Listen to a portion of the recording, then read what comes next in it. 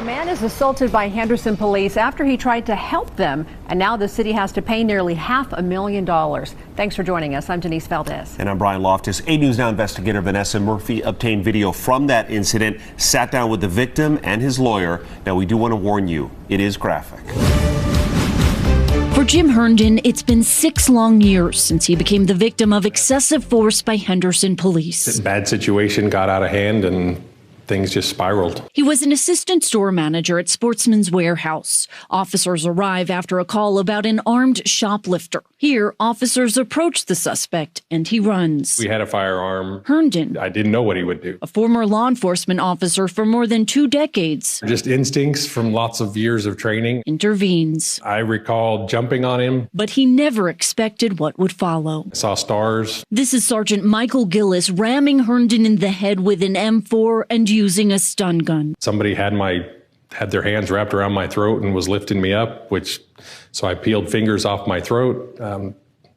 Got hit a few more times in the face. He says he suffered multiple injuries, including a concussion, and he has permanent nerve damage and some memory loss. But there's one moment he can recall after the incident. They kind of chuckled and said, "Hey, we must have mistaken you for the bad guy." And it was really at that moment that I was kind of like, I felt like, well, they're all standing out here getting their story straight. He later reached out to the city of Henderson To even do the complaint and do the follow-up with that. I mean, they don't make it easy at all. In 2021, attorney Marjorie Huff filed a lawsuit against the city, Sergeant Gillis, and 5 other officers. It was very clear to me that, number one, the police had no plan, that they escalated the situation to a point that it did not need to escalate. It was safer to have more people.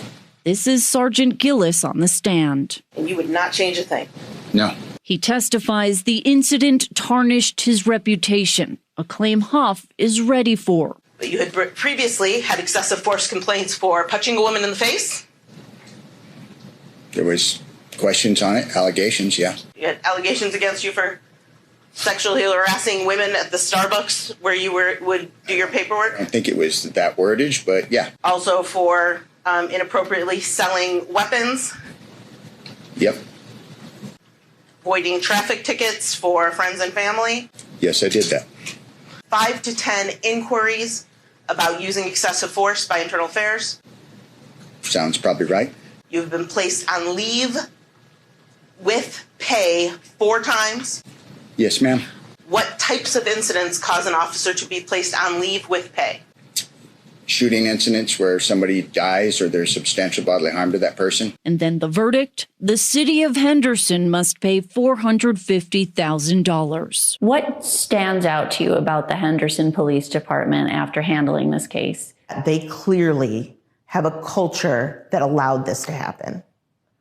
They had no intention of properly investigating either the incident or the internal affairs investigation.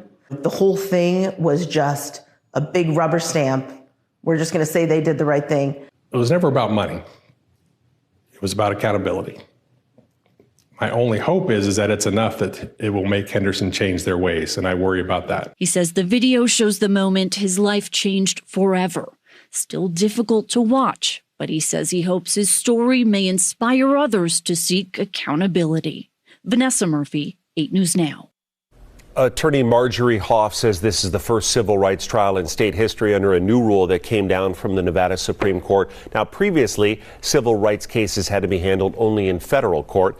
Gillis appears to have retired from the Henderson Police Department. Vanessa reached out to the city, did not receive a response in time for this report.